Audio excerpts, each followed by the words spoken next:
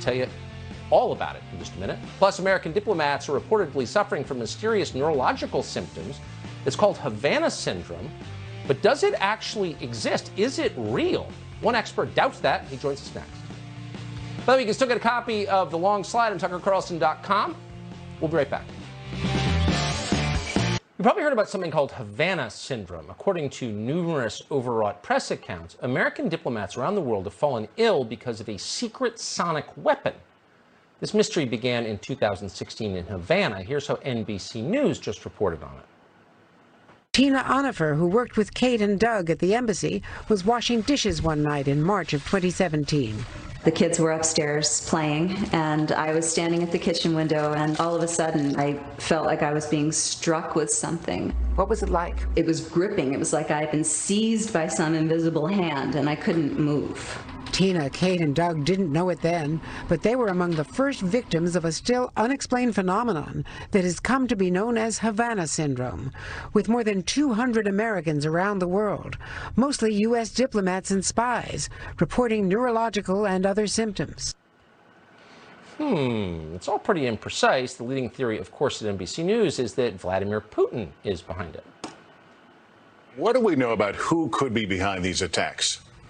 Lester, that's the big question. The leading theory is this could have started with a device that Russia had invented during the Cold War and was later used to spy on U.S. embassies, collecting data from laptops and cell phones. But now a hostile country may have turned it into a weapon. Russia denies any involvement.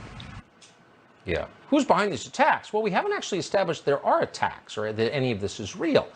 And one professor who's looked into it quite deeply has serious doubts that it is real. Robert Bartholomew is an honorary senior lecturer in the Department of Psychological Medicine at Auckland University in New Zealand, from which he joins us tonight.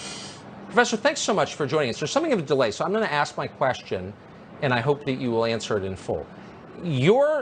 After looking into this quite extensively, you seem convinced that this is, in fact, not a physical symptom at all, that this is not a weapon, that it's something else. Tell us what you've concluded, if you would.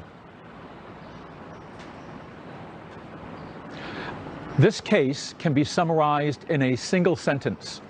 When you hear the sound of hoofbeats in the night, first think horses, not zebras. The doctors at the State Department went for the most exotic hypothesis early on. They were searching for unicorns when they should have stuck to the mundane. There was absolutely no credible evidence that what happened in Cuba involved brain damage. If you can show me that that involved brain damage, I'll resign my position in the Department of Psychological Medicine at the University of Auckland. And now what's happened is there's two things going on here. You've got what happened in Cuba early on, which is a classic textbook case of mass psychogenic illness.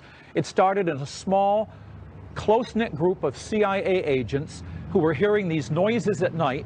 And then one of them had ear pain and headache, and he went to the embassy and he said, it felt like somebody was pointing a beam of sound at my head. Well, when they started to record these attacks, they turned out to be the mating calls of the Indian short-tailed cricket, the Jamaican field cricket, and the Caribbean cicada. And so what you've got is a case of mass psychogenic illness going on in Cuba. And then you've got this secondary case around the world, which is different. What's going around the world now is mass suggestion.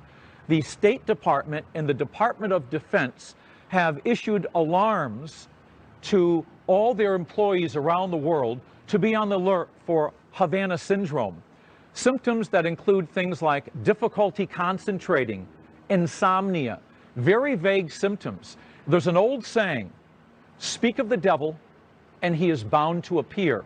This is right out of the witch hunts of 1692, when somebody would visit your house, you'd feel unwell, and then you'd claim that you'd been bewitched.